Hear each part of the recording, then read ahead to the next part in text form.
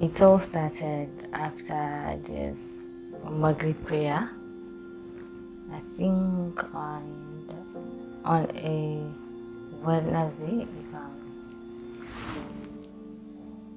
I'm not mistaken. So I just concluded my prayer and I was seated on the mat as usual. And then I felt so emotional. I was like, what's happening to me? And then before I knew, I had a lot of tears running down from my eyes. So I was like, what's happening? Because I'm not somebody that cries easily. So for me to cry is a big deal.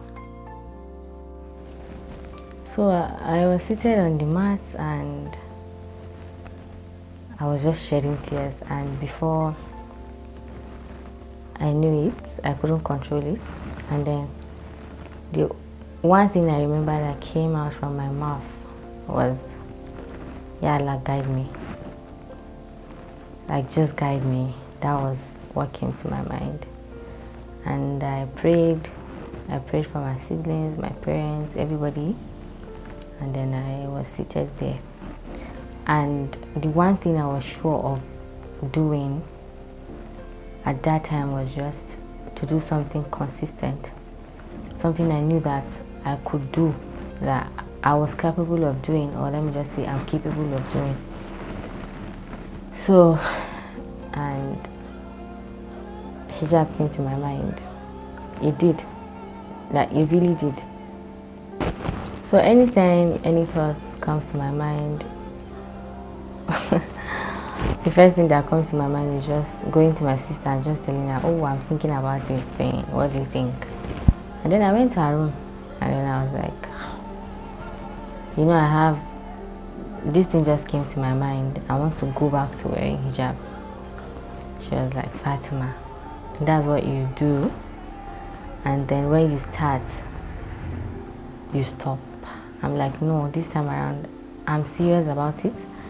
I don't want to stop. I don't want to start and stop. So I'm going to take my time to transition."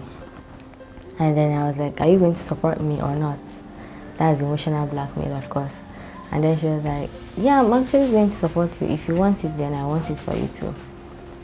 It's not something bad. So I wouldn't discourage you not to do it." And since that time, whenever she sees all these Instagram posts that contains hijabis, their drip, their styles, she just sends them to me. And she's like, "This thing is going to look good. Let's create it." So after that, I told my mom, actually. I said I wanted to start wearing hijab again, and then she was like, "Oh, I'm so proud of you. If that's what you want, then I want it for you too." And then she sent me some money. I told my elder sister too, because I have two sisters like that I talk to very well. I have other sisters too, but these two sisters of mine are very close to me. So I told my sister. First of all, she laughed. Then she was like, "We are sure." That's what she calls me sometimes, because sometimes I don't really get sense. And then I was like, "I'm actually serious this time around." And she said, "Okay, it's not something bad, so I'm not going to discourage you not to do it. It's something good, and it takes a lot of courage to do that. Like, it's not something you just come up and just say you want to do. You have to have a lot of courage." So she told me that, and I felt this kind of peace, because you're doing something and people are willing to support you, like, with all their strength. That's a big turn up. So I just told her, and then she was like, "Okay, I'm going to support you. If you just need anything, just tell me." I said, "Oh, Mommy, I've already sent me money to buy and some hijab." Then she said, "Okay, are you going to get already made, or you're going to make them?" Then I said, "Oh, I'm actually going to make them." She said, "Okay."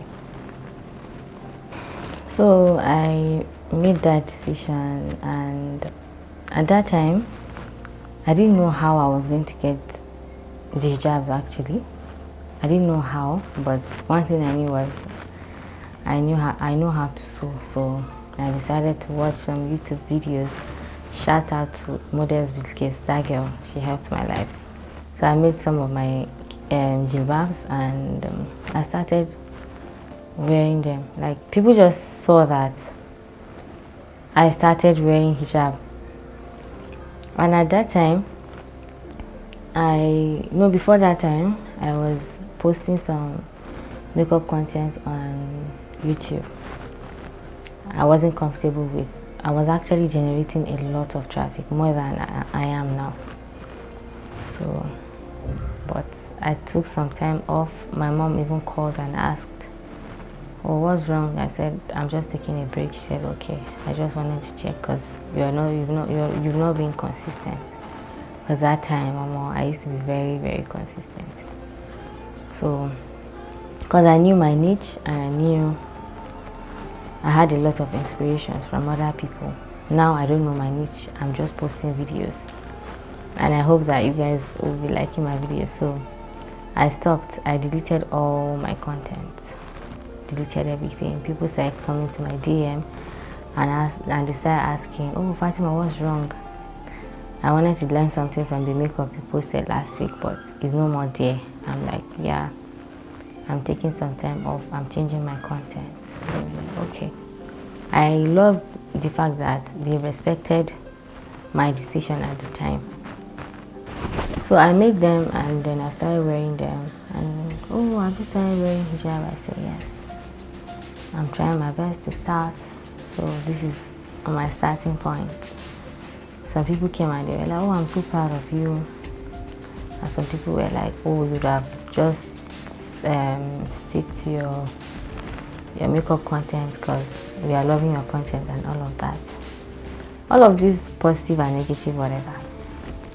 So before then, I actually attempted to start wearing the hijab like full time 2 times in my life, like 2 times before this one. This is actually the 3rd time. 2 times. The first one was before I concluded my high school. I started and then went back to school. I came back. That was when I was done with my high school. So I started at that time, and I was going, like, it was very smooth. It was actually going very smooth until the devil actually decided to play his part. So because I was actually finding it very hard at that time to fit into this so-called societal standard. So because I saw a lot of young girls like me just looking very good, like very, very good, and then me, I'm just there covered up and all of that. That was what it was in my head at that time. So I was like, "Oh, I can actually do this." Then I stopped, and coupled with the fact that I think I graduated from an Islamic school, so I didn't know why I should actually practice hijab.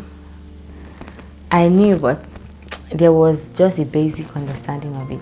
So, and one thing I can see and for sure that's missing, and that was missing at that time, was just prayer.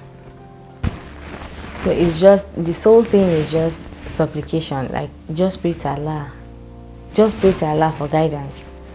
Like, yeah, Allah, just guide me, because He promised. He said, he actually said in the Quran that we found you lost and we guided you. So you just pray for that guidance and just tell Him that, yeah, Allah, no matter what, don't let me forsake this hijab. Let me do it for your sake. Let me do it for you. Let me do it for you. Let me do it for me. Let me do it for Islam. Use me as a very good ambassador of Islam. Use me as a tool. Like my friend says, she will be like, "Oh, Fatima, may Allah use us as tools for Islam. So use me as a tool for Islam. Let me represent your religion for your sake." So just pray about it. And I'm not going to tell you that there are not going to be a lot of pressure. there are going to be distractions from all over the places, from your physical life to your social life, whatever. You're going to see people and you would want to be like them, no lies. You would want to be like them. The devil will come and tell you that you can actually take your hijab off. It's okay. It's just taking it off for a day, and before you know, you've taken it off forever. That is just it. Like, there are going to be a lot of societal pressure. Even you're going to be pressurizing yourself because you'll be thinking that people are seeing you differently.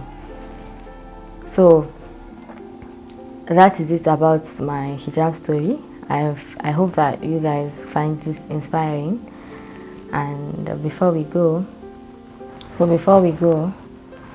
Kimar is from Alanik. That's my brand. I'll put the Instagram handle so you guys can follow me. So follow me and patronize me. And my name is Fatima Boni, and this is my hijab story.